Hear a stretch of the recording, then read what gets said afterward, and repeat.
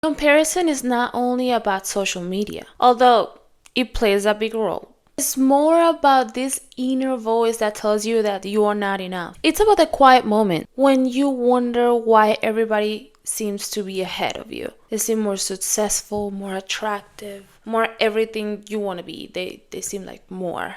In today's episode, we are gonna learn how to rewrite that story. So if you ever feel like you're less than, or if you ever doubted yourself or your path, because it doesn't look like everybody else's, this episode is for you, my darling. Well, welcome back to this episode. My name is Oriana. This podcast doesn't have a name yet, and I'm here to speak from my heart to you. Thank you so much for coming back, guys. So let's get into it. Okay, so we're gonna start by defining what we're talking about today. So, what is social comparison?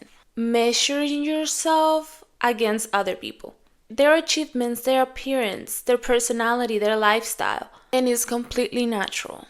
We as humans are wired to access where we stand in a group. But nowadays, we're comparing ourselves constantly to the point that is unfair to us and to others. These comparisons are slowly chipping away your sense of self. Let me give you some examples.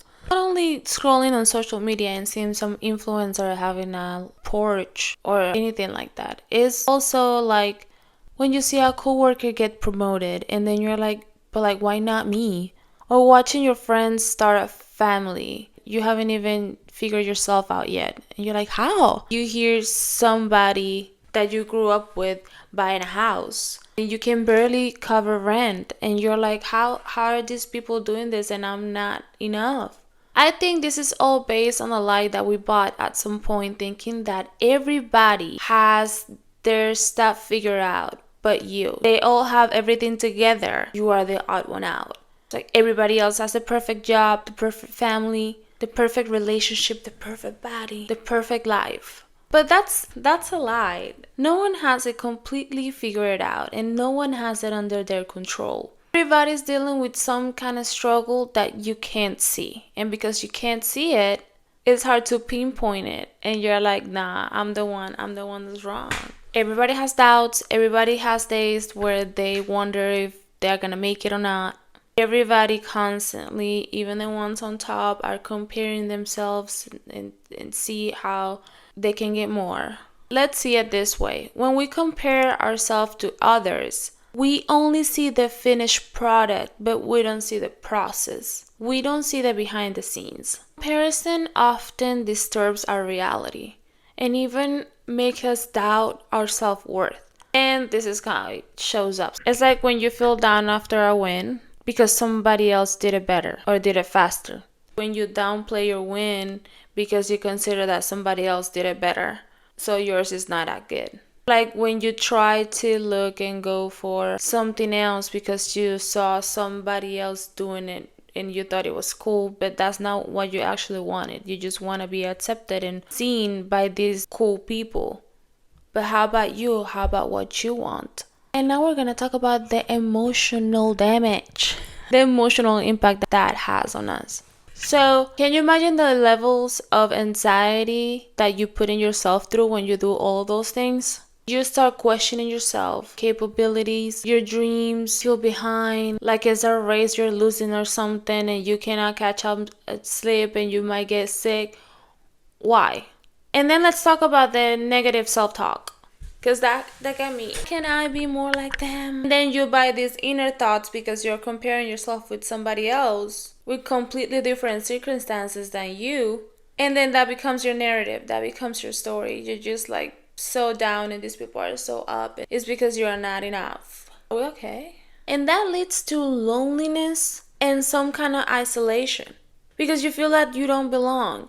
Because you're not matching up to others' experiences, even though most of the people feel exactly the same way that you do. This is why I'm asking you to start embracing your own path instead of comparing yourself to others. Sometimes some healthy comparison is good. It makes you see where you're going. It makes you see what you want to have. It makes you get a direction. But your own personal story and your own struggles and your own steps has to be because of you. You can see other people's experiences like shortcuts. Like, oh, I've been failing this class 3 times. How can I do it? Oh my God. And then you see this person that does it really, really fast, like the first try, and you're like, what? How? Go and talk to that person and be like, what do you do? How? If that doesn't work for you, just move on and you find your how. We're not gonna dwell and we're not gonna be like, oh, we're not enough, we're not enough. You don't know. Did you give it your all? Did you try nonstop? I don't think so. We have to embrace our own journey, people. And this is the truth that I want you to hold on to. Okay? Are you ready? Alright. You are on your own timeline.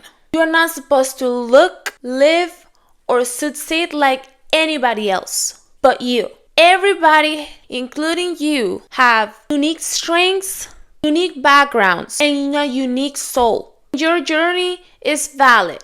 Even if it doesn't look impressive enough for you, it's valid. It's a journey. It's the process that they don't show you. You are going through the process. Everybody else is gonna look at your final result. They're gonna be like, oh my God, how did I go there? I can't believe it. I'm not enough. That's what happens. Take a second to think, how many things have you gone through?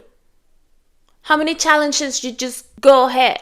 How many victories have shaped you into who you are today? And you're gonna tell me that you're not enough? You're telling me that there's no people that look at you and be like, wow, how did they do that? How did they survive that? It's the same thing. That's your power. That's your story. You don't have to rush.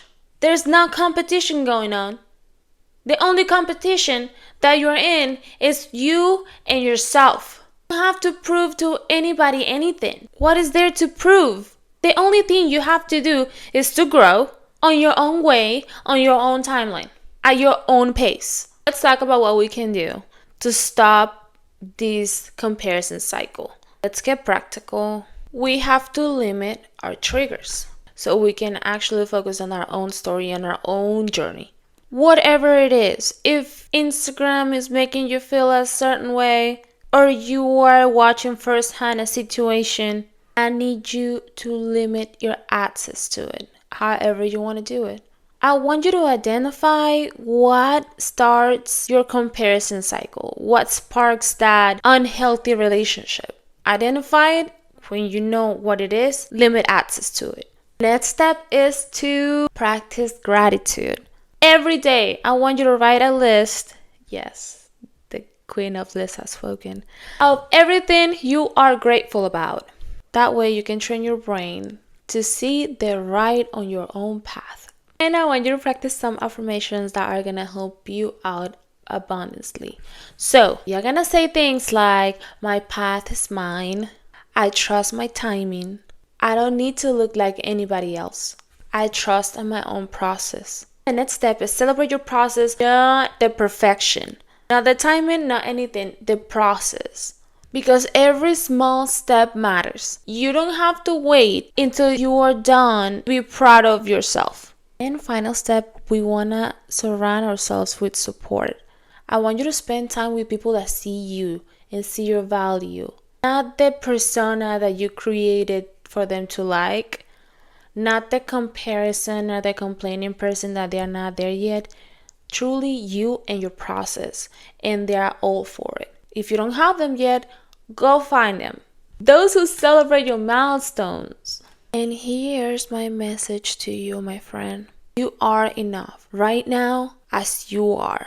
And your worth is not up to debate. It's not based on somebody else's life and someone else's beauty and someone else's success. You don't have to match anyone's pace. You don't have to compete. You just have to show up for yourself every day and keep growing and keep going and keep pushing. Authenticity is more powerful than perfection. Pace is more valuable than popularity. And the best life that you can build for yourself is the one that feels right for you. Even if nobody claps for you, that's the right one. You're worthy of a life that is rich, joyful, and free just by being you. Alright, is that part of the episode where I read what you guys ask me on my DMs and I offer some advice. So here we go. The first one. Why do I attract people who need saving? I feel like everyone in my life depends on me, but no one checks on me.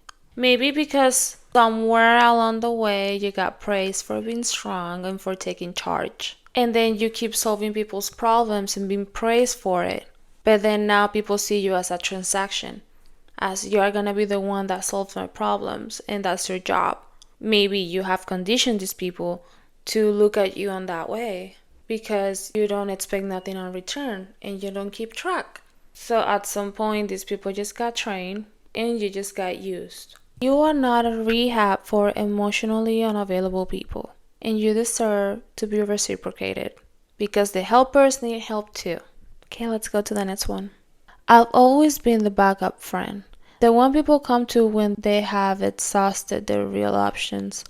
How do I stop feeling like I'm never the first pick? That one hits deep.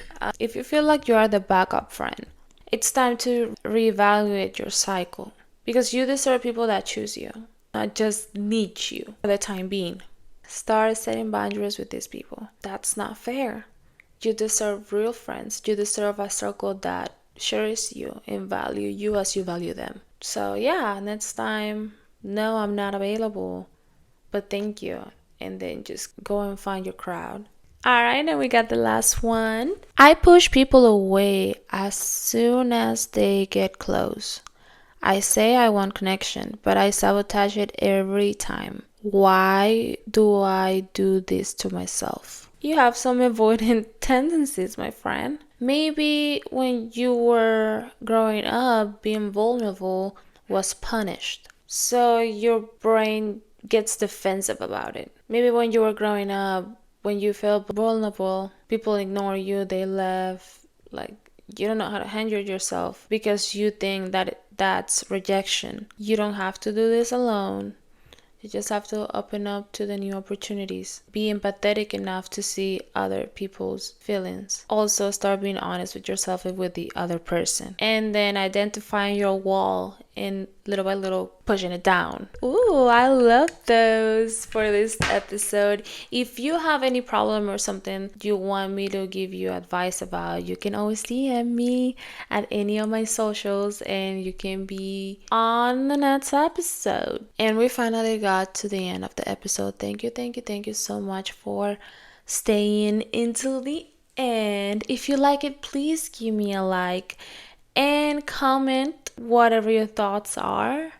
That would help me a lot. And if you really like my content and you want me to continue making it, please subscribe. That way I will know. And I'll see you on the next one, guys. Thank you so much.